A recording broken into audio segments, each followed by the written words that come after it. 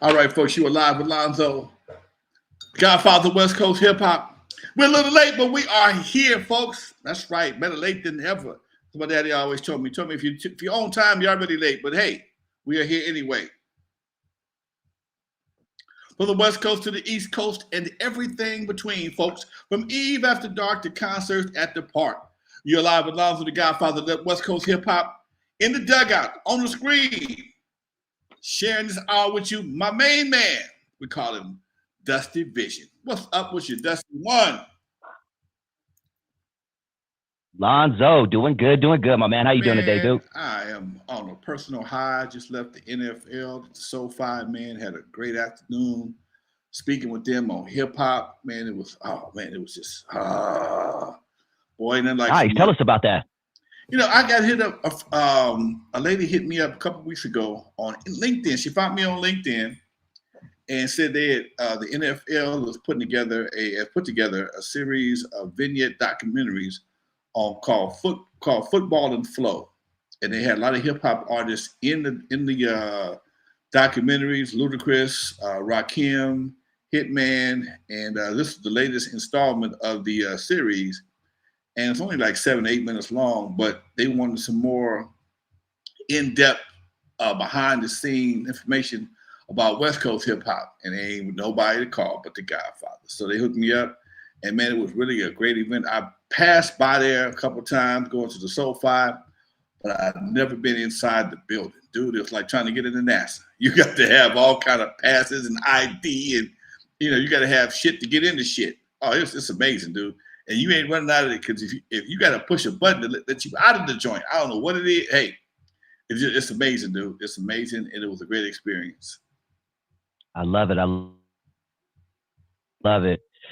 So let's jump into the salute to 50 years of hip hop celebration at the Grammys a few nights back.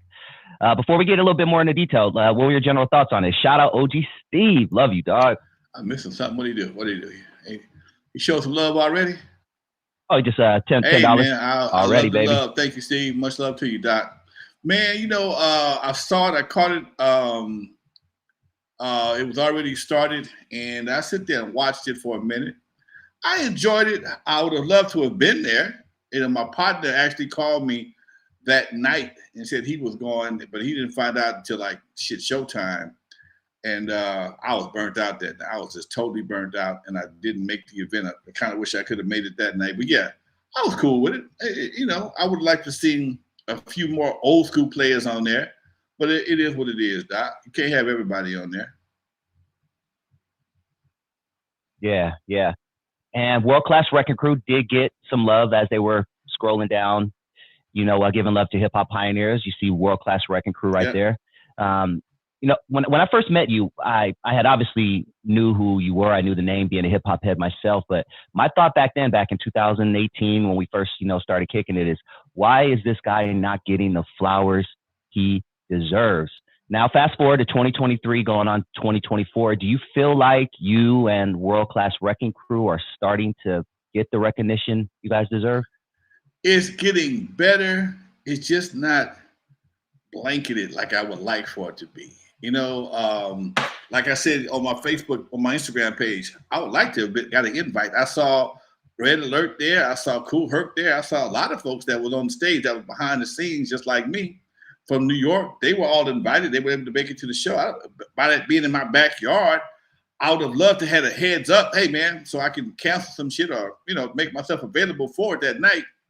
I understand everybody can't get on stage, but I think it's coming. But it still ain't quite hit the tipping point yet, Doc. It has not hit the tipping point yet. More people are starting to realize, and I think one of the things that people don't, especially for me, if you know me, you may only know me from one thing. I've done so much. I've owned, like I said, I had 6 nightclubs, DJ parties, just DJ the party last Saturday. I'm in the Chicago stepping community. I'm in the line dance community, and because I'm like that missing link between both sides. One day I'm wearing hard sole shoes, going to a event where I might be the youngest person in the room. Next day, I'm the triple OG in a youngster, for a bunch of youngsters wearing tennis shoes, jeans, and a hoodie. So because my status is so versatile, a lot of people don't put it together. People still not just realize that that's me from Straight Outta Compton, the movie. They still wait. Oh shit! And it's still amazing, man. That as much as everybody don't watch my podcast. Everybody didn't buy the book. So I think for mostly, I think one of my big problems is, for as even Wreckin Cru, Even After Dark, and Lonzo, is that people close to me don't really support everything that they don't know what I've done, so they can't support it. Like Dre can only speak about Even After Dark and Wreckin Cru. Dre can't go back to anything else. He can't go back before he met me at Even After Dark. I didn't really know him back when he was a kid. I saw him, but I didn't know him. Unknown, who was my right-hand man, he don't talk. He don't do interviews. So I got to carry the ball, throw the ball, do the water, call the plays. Yella, he's coming back around. Clientele's back around, but he missed a lot also. So there's a lot of gaps, and there's a lot of misfiring in my history that some people know, some people don't know, and most people don't put it all together.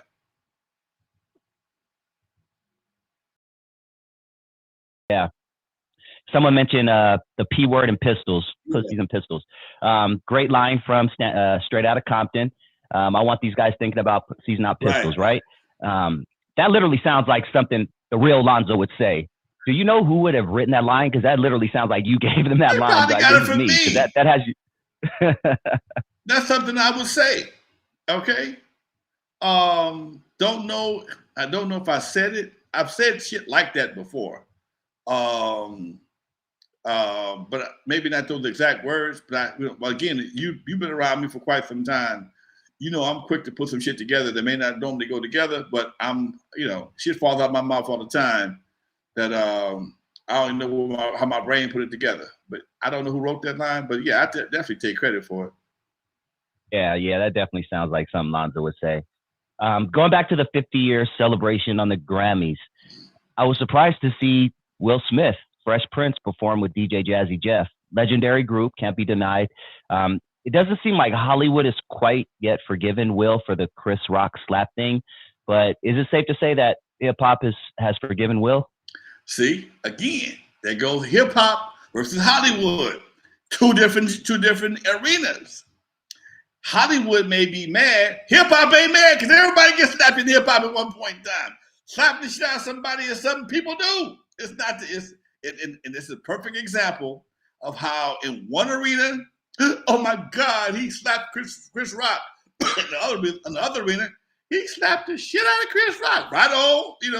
You follow what I'm saying? So what may be detrimental in one arena, get your street cred in another. Yeah, that's true. 50 years we're here. West Coast hip hop is a big thing. East Coast, obviously, down south is huge. North. If Lonzo could pick one ambassador for hip hop, one person to represent hip hop, who would you pick? Aside from yourself, of course. Somebody's for represent all the hip hop, or yeah, just all the hip hop, an ambassador to hip hop, someone to speak on it all the time. If there was such a title, you know what I mean, hypothetically. Who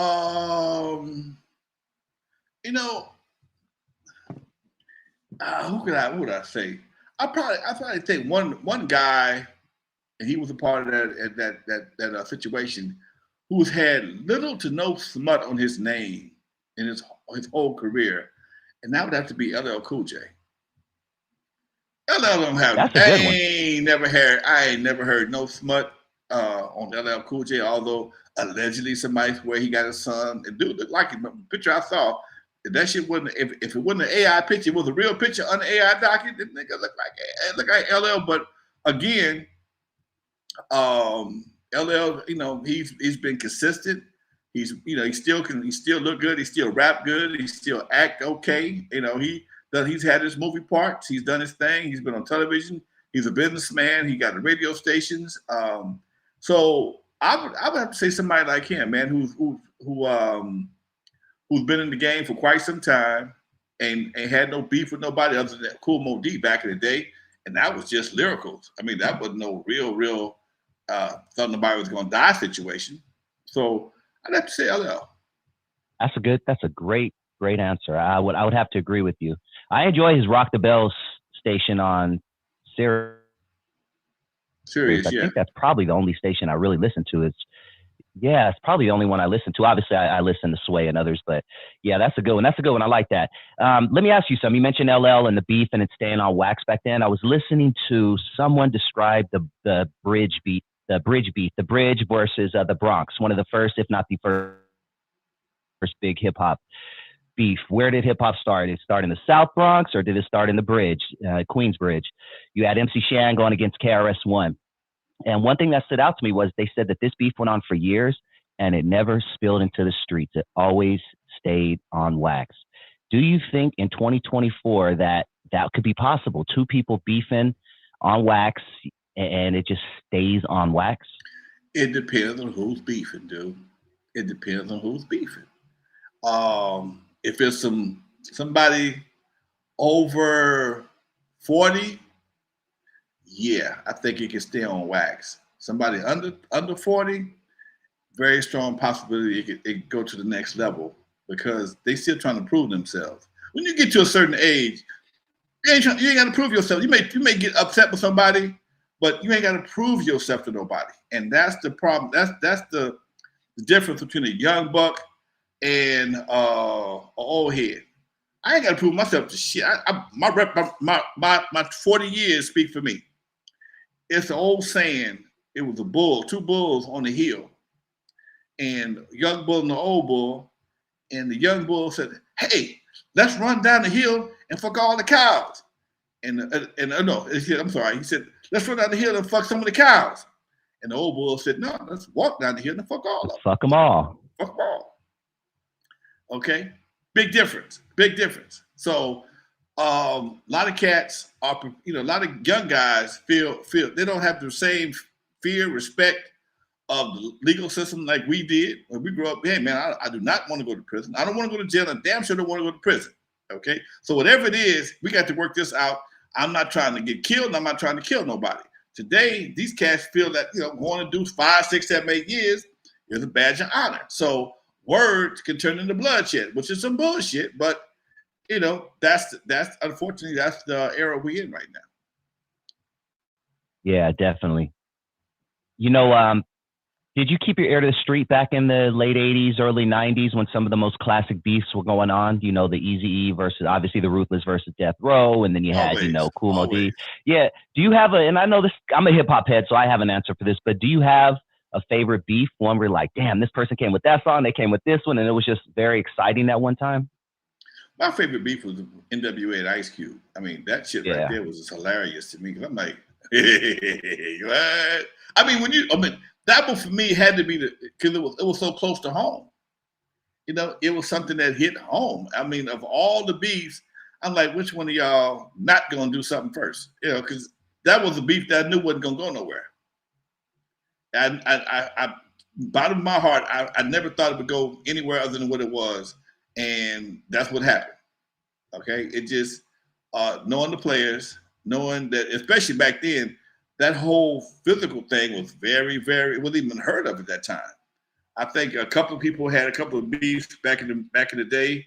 I remember 187 had something going with some folks, Cube or somebody like that, and I think Muggs had something going. But for the most part, it wasn't life threatening. I might whoop your ass backstage, but I'm not going. You ain't worried about me shooting up your house. Mm.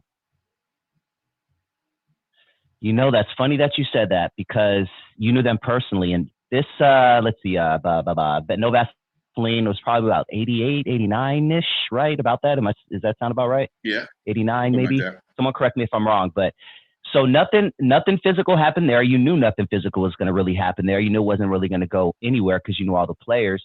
But you also knew all the players fast forward 4 or 5 years later. Let's go 92, 93 when Eazy was beefing with Dre and Death Row. It was beefing with Ruthless, and they were meeting up at golf course swinging golf clubs at each other and people were showing up with pistols to places. What do you think changed from what was the difference between Ice Cube and N.W.A. beef in what, 89 versus Eazy-E and Suge Knight in 92, By 93? that time, people started listening real street cats to the game. That was, you almost had, that was your qualification in most cases to be a part of certain camps. You had to be a real dude prepared to crash and burn to prove your loyalty.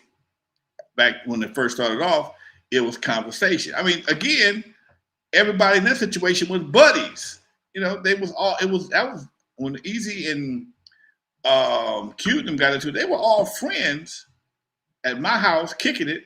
And all of a sudden, you know, a misunderstanding led them to a beef. But everybody knew everybody lived. Everybody knew too much about anybody, and they made some calls. And Cube just did what he did best, lyrically tagged that ass. But after a while, you got cats that are really doing this in the streets. They trying to rap to keep them going to prison. Different scenario. This right here is my life. Gonna help me feed my kids, keep me at the penitentiary, and help me from getting violated on my parole or probation, whatever the case may be. Bottom line is, give me a golf club. I will take your ass out behind this shit because I need this shit too bad. Yeah, and it goes back to the music thing probably too, what you were saying, which we've said 100 times on the show about just the house party versus the gangbang culture, that 88, 89, 90, 91, and then it was just a whole different animal in 92, 93, right, when these two major record labels were going at it. Yeah, I mean, and the gang element. Yeah, the gang element was a lot stronger then. It was a lot stronger, and people, like I said, were prepared to crash and burn. And you know, hey, let's do it. You know, I just got out of this motherfucker. Hey, I still got my number. Shit, I go back. Man, you know, Suge Knight has a podcast, and I can't lie, I listen to it every single week when he drops it, and he's dropping some of his truths, and others are disagreeing with it, but, you know, it is what it is. It's entertaining either way. But Suge said something that stood out to me. He said that he respected Jerry Heller because Jerry wouldn't necessarily just send the lawyers your way. He would send his goons your way. He would fight fire with fire. If you had a gangster, he had a bigger gangster for you. But, you know, what do you think about that comment? True. See, but the different kind of is, see, them goons that Jerry's sending, you might not see him coming. That's the part. That's the part that changed the game, Doc. They're not just, you know, they're not going to drive by my house. He might be at the grocery store. It might be the goddamn cashier or some shit. Put a hot in your ass. We're not talking about.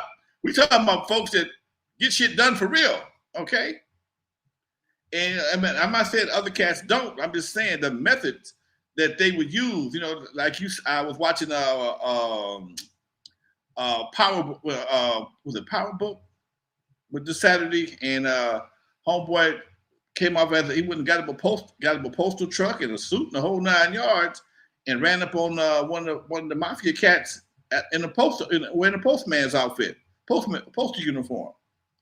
That's the kind of stuff. We're not talking about cats with some pants and got to hold his pants up and run past the dude. No. We're talking about some sophistication, and you might not know you got until it's over with.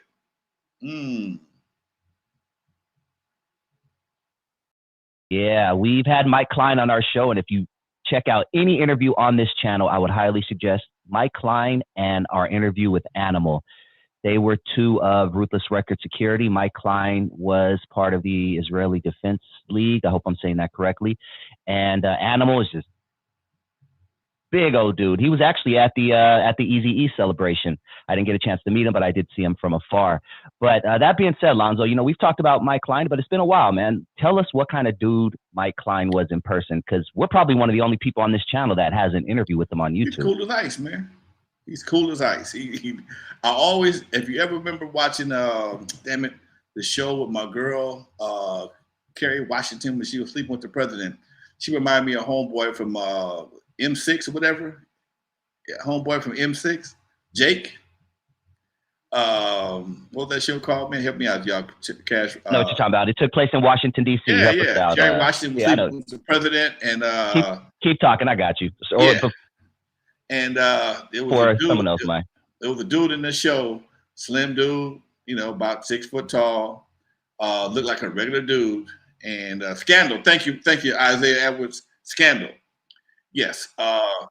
You beat me to it. Thank you, Isaiah. He always reminded me. And after I saw Scandal, I immediately thought about Mike Klein. Laid back, no big deal. But if you need something, it can happen.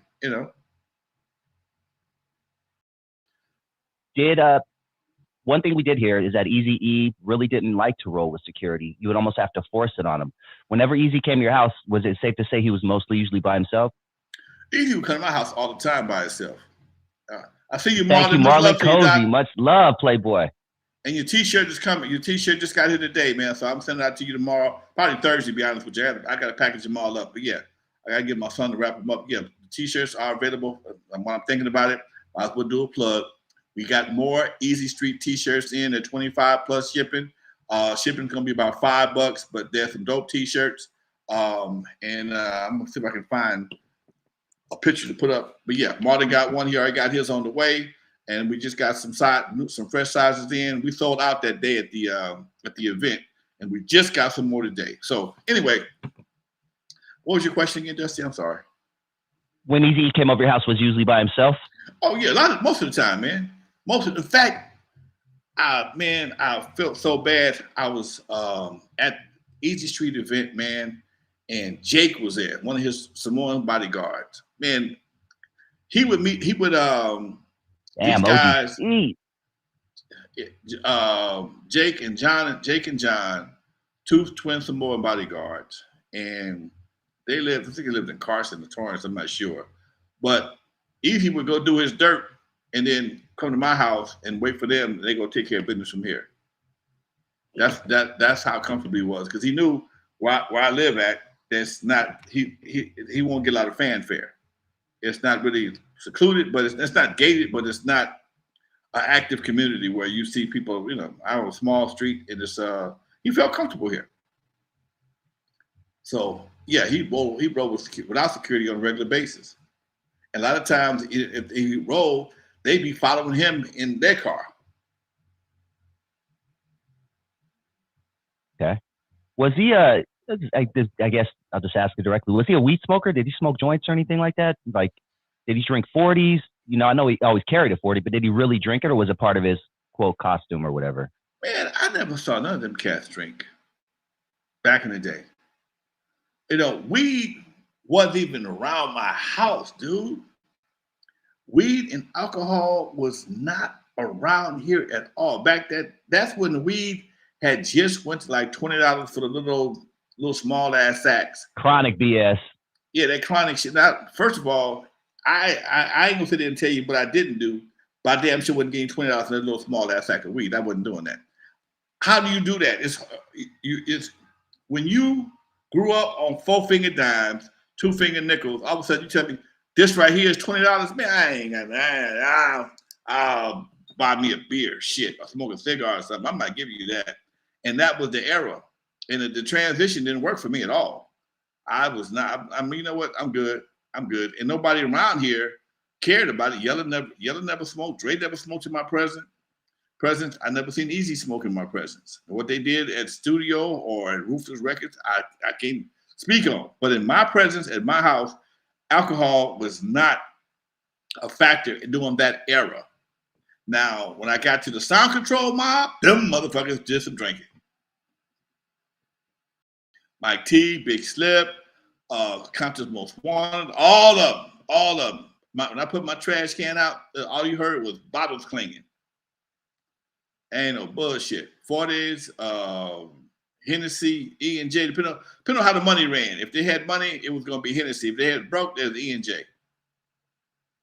Willie Mo, I see you, baby. Willie Mo, OG Steve, all you guys, man. Love you guys.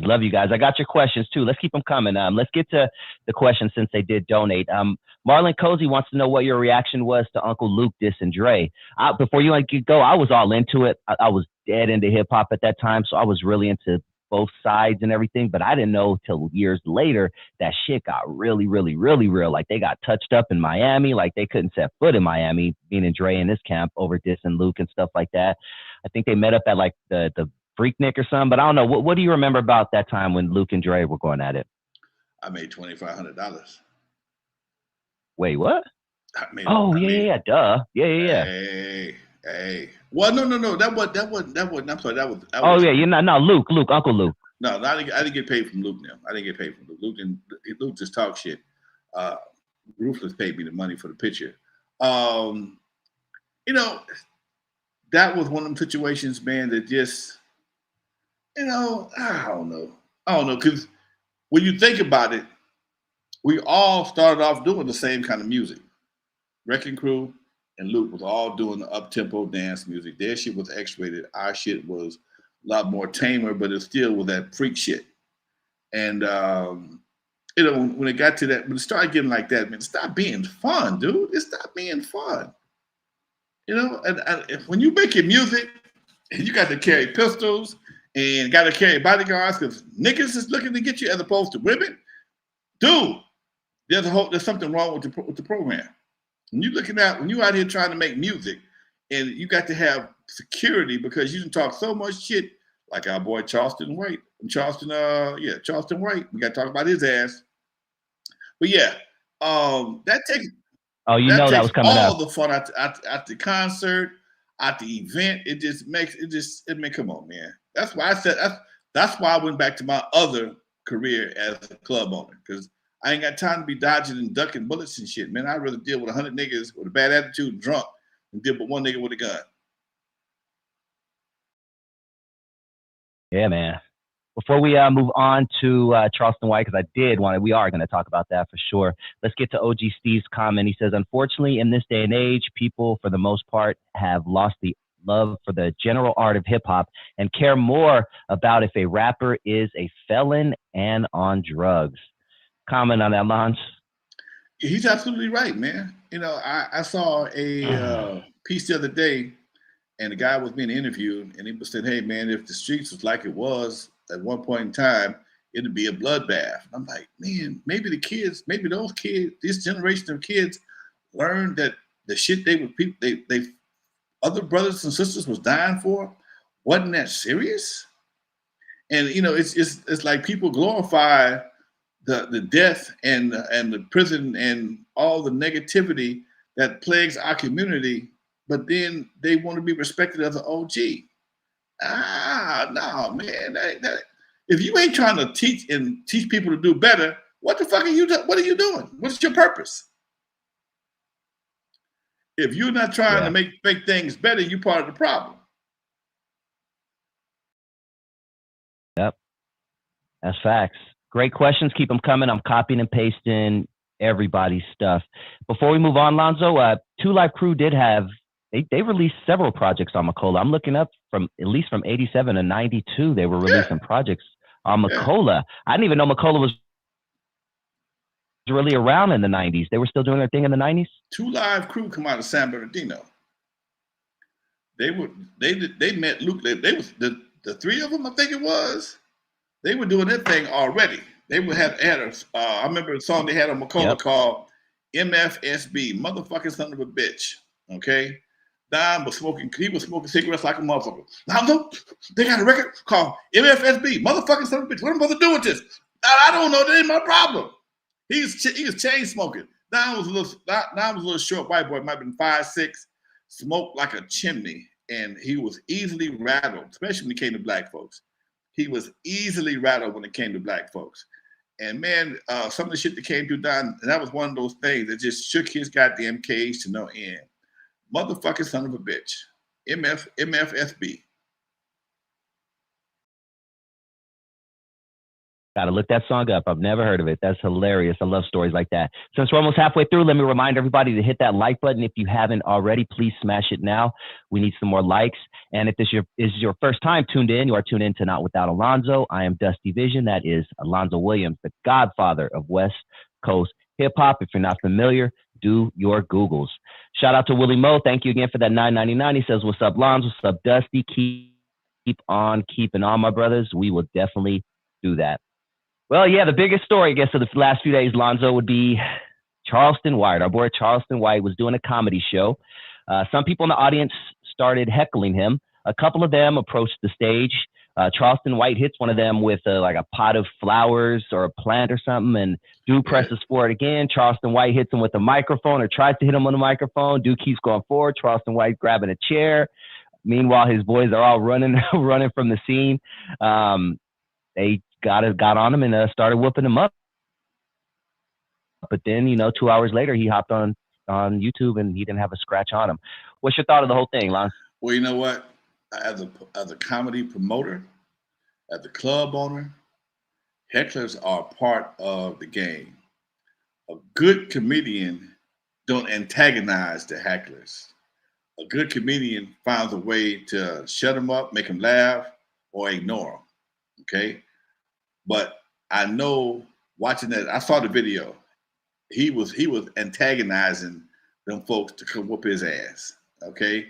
He was trying to say because they both had on Laker gear or something like that, they may have been a part of the alphabet community. I don't know, but it was embarrassing, and he didn't have the comeback skills to get past that. OG Steve, I still see you, baby. Much love. He didn't have the stage presence to shut him down. You're never supposed to get involved with the hecklers. You find something, you say something, you find a way to shut them down. Either shut them up or shut them down. One of the two. And he didn't do that. He fed into it, and it just escalated. And next thing I know, I saw him trying to get off the stage with covered in a Laker jersey. There was no scars, but you can't keep pressing your luck like that, dude. You can't keep pressing your luck like that. You can't keep doing that, and because that was a paid gig, that's going to affect the gigs coming up. That's going to have an effect on your bookings, because people, as a promoter, if you get hurt, I got to pay that. I'm responsible for your ass. My insurance company, it ain't going to want to book you or nobody else after that. It's going to make it difficult. This is the part that cats don't understand when it comes to business. When you out in these streets, when you in these arenas, auditoriums, whatever clubs, whatever the case may be, the club owner is responsible for everything happening. Whether you fall, slip on a piece of ice, the band hit you with a guitar, or you get your ass for being a smart ass comedian, people still gonna sue the club. Give a damn. For some reason, your mouth is my responsibility. That's the bullshit, but that's how the game go. And that right there, those kind of situations will hinder his progress trying to build a comedy career. He's a funny motherfucker, but he's a disrespectful funny motherfucker. And somebody, that shit right there can get on the person's skin and make a motherfucker want to whoop your ass. You may call the police, but they motherfuckers got at least a 10 to 15 minute response time. You got 15 minutes of ass whooping coming at least before the cops get there. You got a good 15 minutes. 15 minutes is about 5 good rounds. You can get fucked up in 5 rounds, especially if somebody bigger than you. I'm just saying. Yep, facts, dude.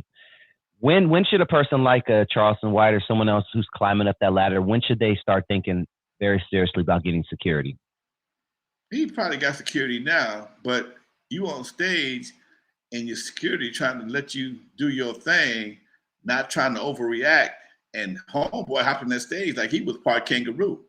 So the security didn't have a whole bunch of time to react. That nigga's on the stage, big nigga, hopped on that stage like a goddamn kangaroo and had Charleston White looking for the goddamn exit, like Snagglepuss, exit stage right.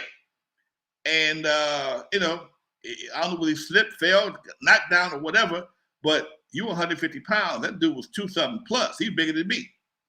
And with attitude, that's not a good look, Doc.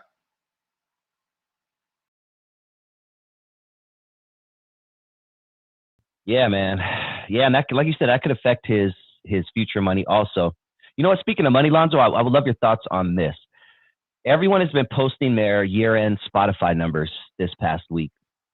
And Spotify has gone viral and catching some flag. Snoop recently said on a podcast interview that he got 1 billion streams this year, and his payout wasn't even $45,000. What are your thoughts in general on Spotify streaming, the payout versus the number of streams? Where does Lonzo stand on that? It's all pimping, man. It's all pimping.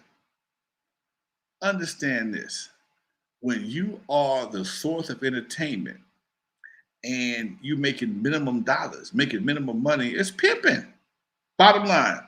And technology has allowed the pimp game to flourish in more ways than one. I mean, you got video pimping, you got audio pimping. I mean, how many streams we get, and we might get a couple $100.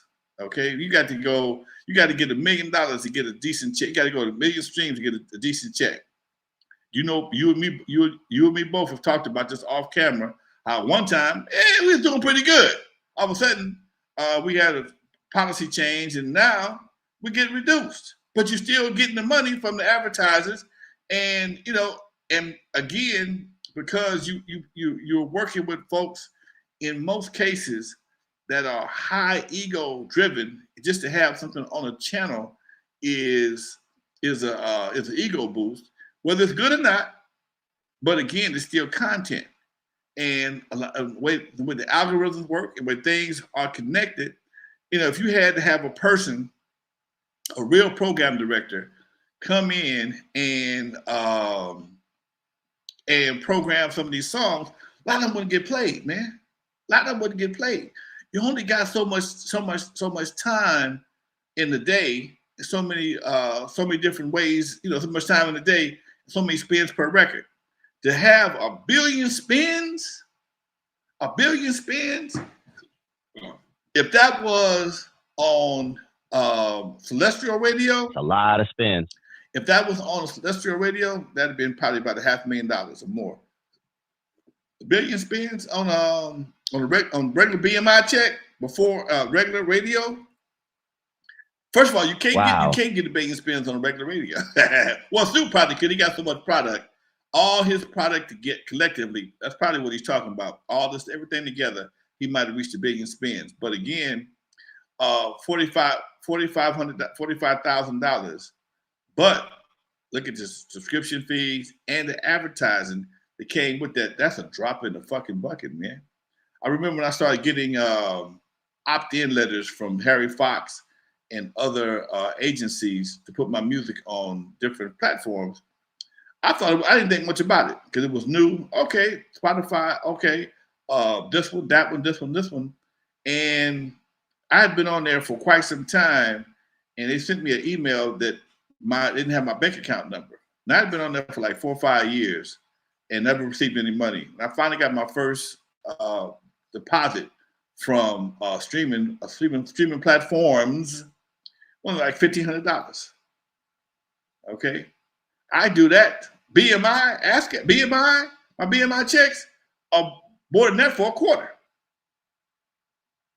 Every 3 months, BMI ASCAP payout. I get more than that for less airplays on celestial radio in a quarter than I did 5 years for being on the streaming platforms. Wow. My man Willie Mo say they cash you out in pesos. That's what it feels like, Willie Mo. They pay out in pesos. Yeah. So you think you're doing some major shit, man, and you just you getting a lot of airplay. And remember even when Robin Thicke got sued by Marvin Gaye's family, he had like, I don't know, all these spins. It was only like a few hundred dollars, man. It wasn't even a lot of money. They sued. He was like $1,200 or something like that. It was like, damn, are you serious? That's when it started to sting. You may tell me I got a hit record, getting millions of plays. And I only got how much money?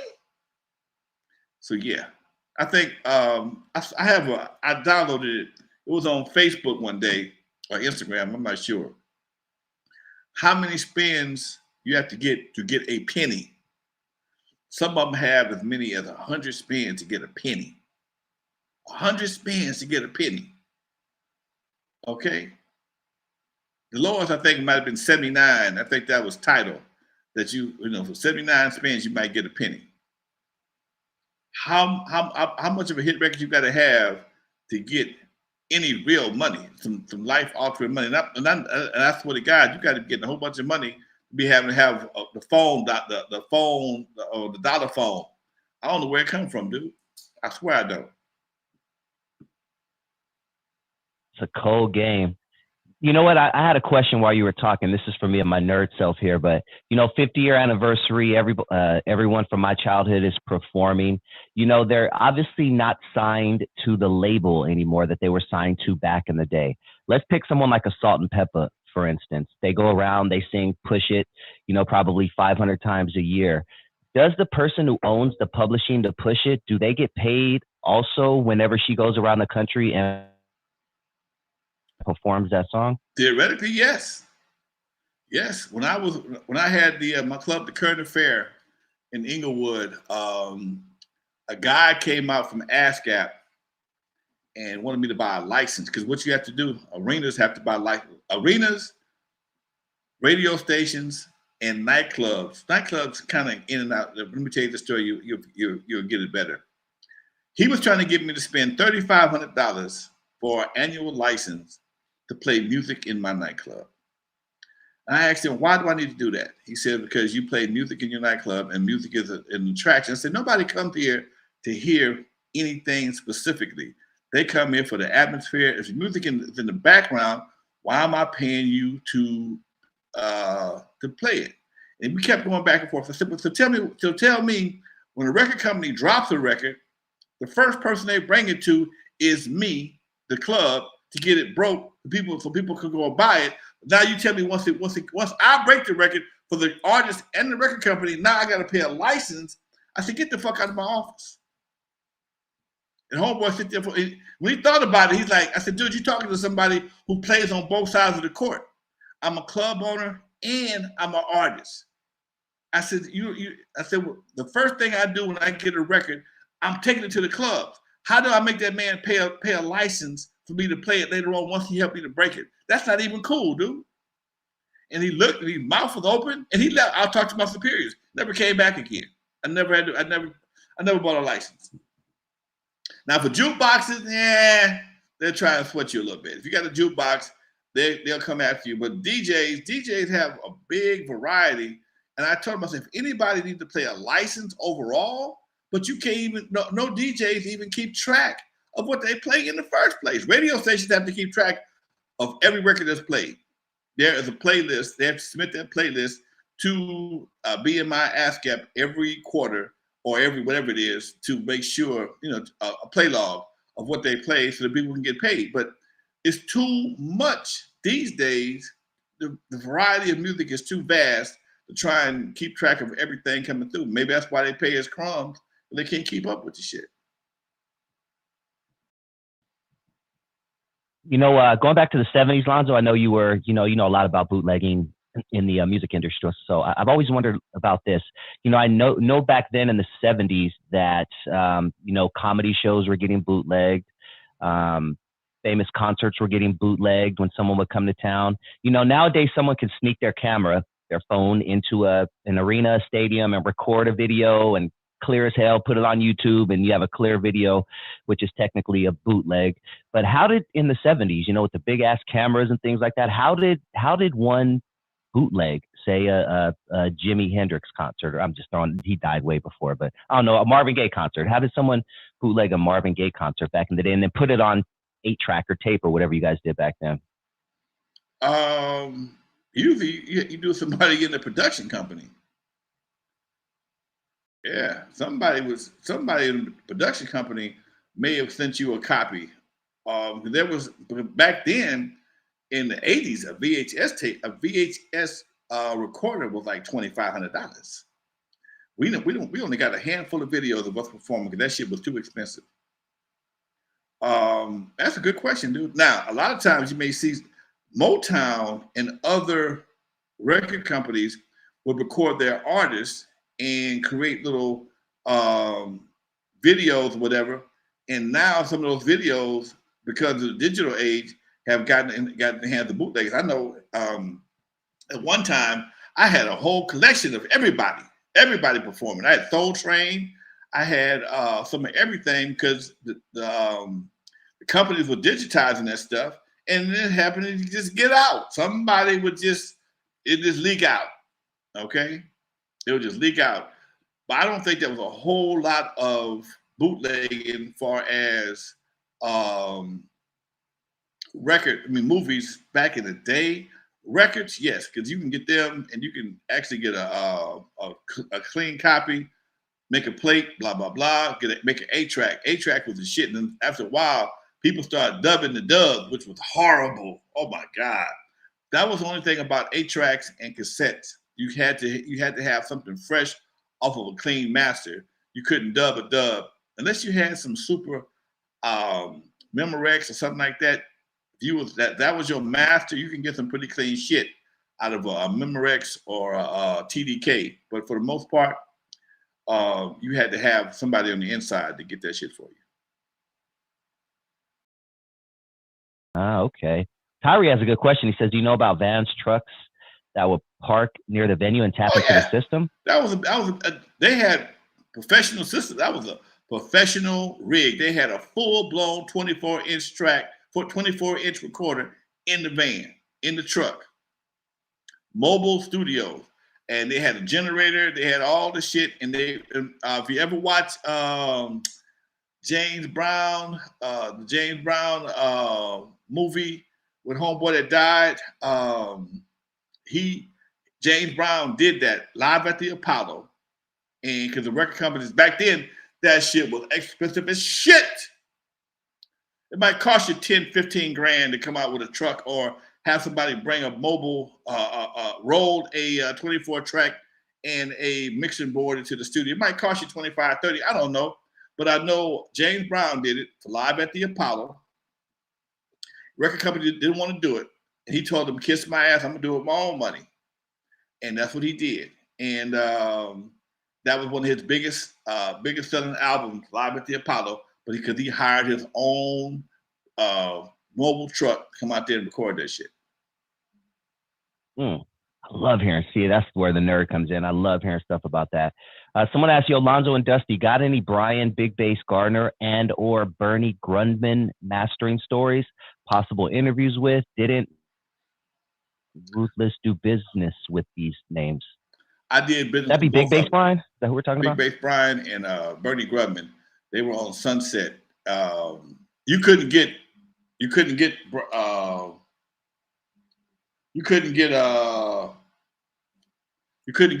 Grundman. Bernie Grundman only worked for the exclusive Michael Jackson, Prince, Luther Vandross. He wasn't fucking with you. Okay? He was like the ultimate dude to master your shit. When you go to Bernie Grundman's shop, fucking tapes be stacked up like like pancakes in a fat man's house. I mean, just be stacked up off every record company all over the world, waiting for Bernie to do their shit. That's how we got Big Bass Brian. Okay, Brian was his second. There was a couple of guys over there, but Brian was the only one that listened to us and would cut our shit deeper.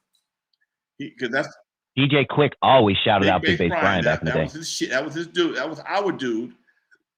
He did Turn Off the Lights. And listen to Turn Off the Lights. That some bitch is fat as fuck. He did my first album. And my first album, Turn Off the Lights, I think he did Surgery and Juice. Brian did. They were expensive as shit back then. Okay. Brian charged damn near Bernie money. But only thing about Brian would let you sit in the studio with him and let him cut your shit. Bernie wouldn't let you do that. If you got to Bernie wouldn't, ain't nobody sitting in the studio with Bernie.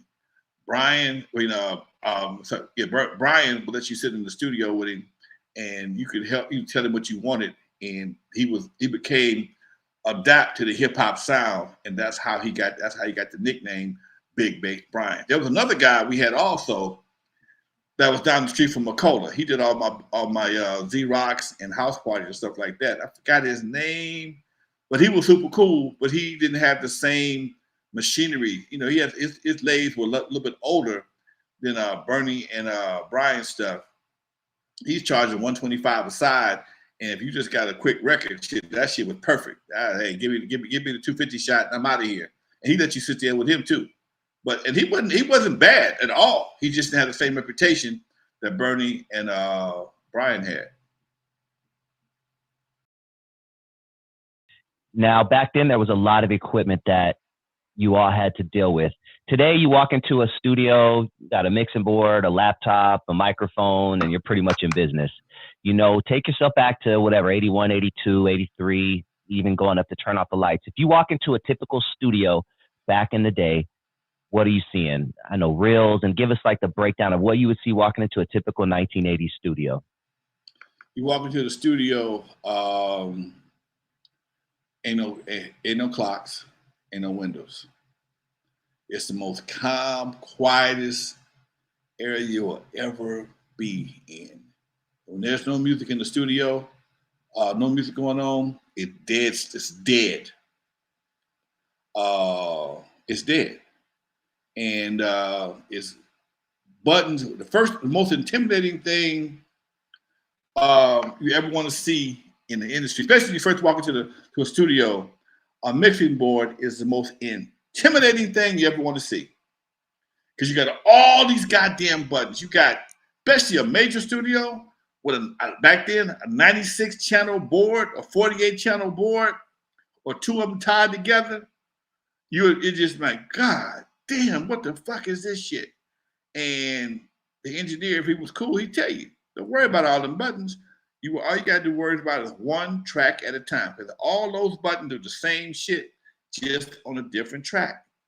And that takes away all the intimidation factor out. But then you got the speakers. You got your big house speakers and you got your small monitors. And that right there is another situation that is phenomenal, because them big speakers, oh my God, them motherfuckers will make your ears bleed.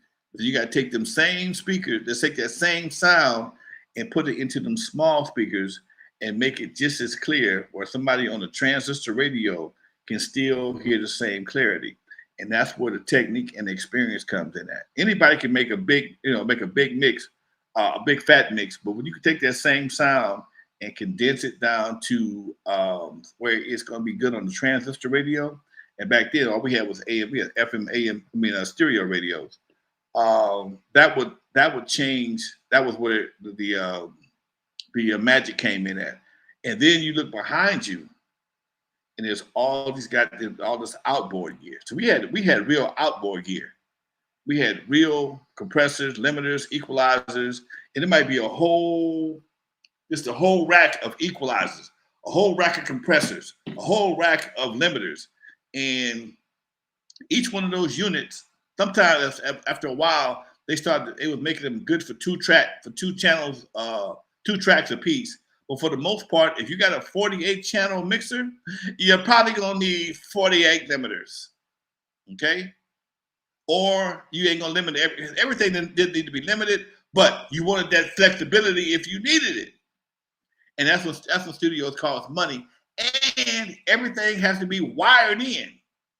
So you got a rack of wires for the patch bay to plug shit in, and that was like a big ass switchboard. And that right there was crazy because you got to plug it, you gotta know what the fuck you're doing. And it just made it made you appreciate engineering, because somebody had to know what he was doing, how to do it, and get it done. And then if you fucked up and wanted some shit done, the engineer would take it, he would go and cut that piece out with a razor blade. Ain't no cut, ain't no delete and edit and paste. No. He put that shit on take that big ass reel and put it on the head, and he would go back and forth like he's scratching it, back and forth, till he found the word he wanted. He'd mark it with a grease pencil, take it off take back the reel up a little bit, loosen it up, and cut that shit out, and put a piece of tape on it, and put it back on the reel. And if that shit was right, man, that was the best thing in the world. The best thing in the world. And if you don't do it right the first time, you just fucked up. Because ain't no undo. Damn, dude. You kids don't know how good you have it. Ain't no undo, baby. And if he don't, and you fit to holding your breath because if he fuck up, if he fuck up, it's fucked up. One chance. One chance. One shot, baby. Yep. Damn. Yeah, that's where the cutting room floor comes from. If you kids have ever heard that term. Because they cut that piece of tape out and it drop on the floor. Once it hit the floor, you can't put it back in there. Damn, dude. Yeah, but it was dope, Doc. I tell you what, man. Those times, those experiences. I know technology has changed. You still can find people that still have those skills. But if you ever get a chance to sit in a real old school studio and listen to the music, how fat it is, that was one thing that made the transition from analog to digital kind of difficult because analog was so fucking fat. It just had a warmth to it that just could not be. You couldn't digitize it.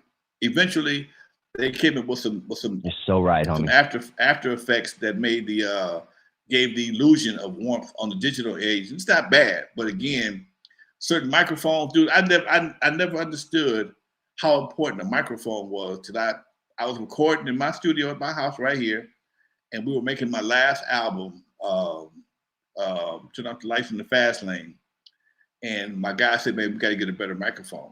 And I'm like, we got microphones. Nah, man, we got to get a Kai 414. Man, it was $1,500. $1,500. And I'm like, damn, $1,500.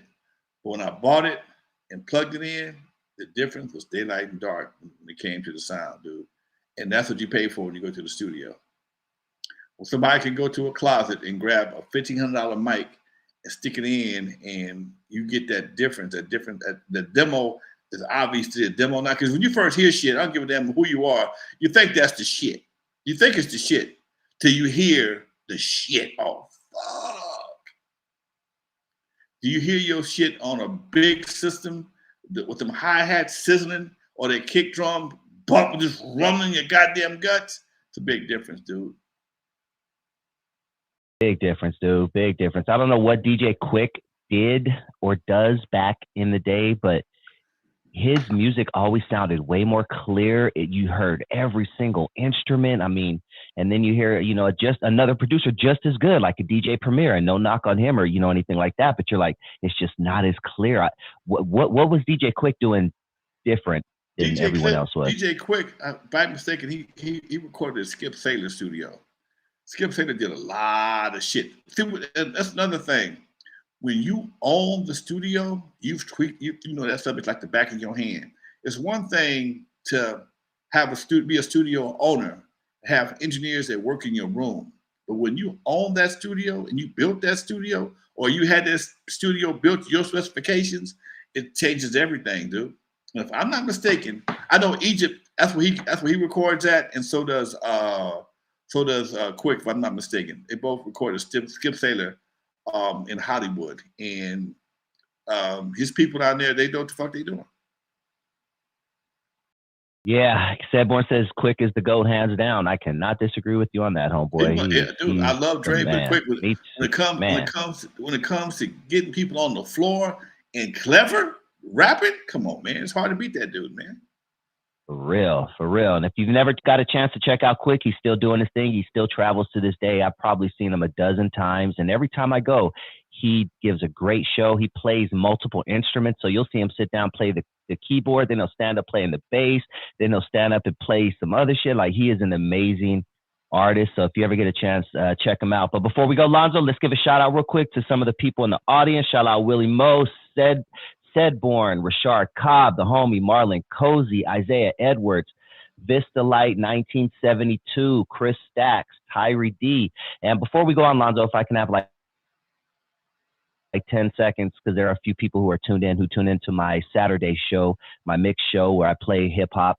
I'm going to have to end that, unfortunately, come in 2024 because YouTube has been on my butt, and I will be able to get monetized again in January, and I'm just not trying to mess that up. So I'm not gonna be able to do that, but I am replacing it with something that you guys are really gonna like. It's hip hop related. I already have 2 episodes down, so please stay tuned. And I appreciate you guys for still tuning into Dusty Vision TV on Saturday nights, 8 p.m. Pacific. Any last words, Lonzo? Hey, those who never heard of me, I'm the first one to put Dr. Dre in the surgery, stuck Ice Cube in the freezer until he got cold, on the eve after dark, 50-yard line Super Bowl. In the movie Straight Outta Compton, they played me as a hater of rap. Don't believe that Hollywood bullshit, because it was all cap. My history goes deeper than most of y'all will ever know. Just remember that N.W.A. stands for Not Without Alonzo. We out of here, y'all. All right, till next Tuesday, baby. God willing, peace.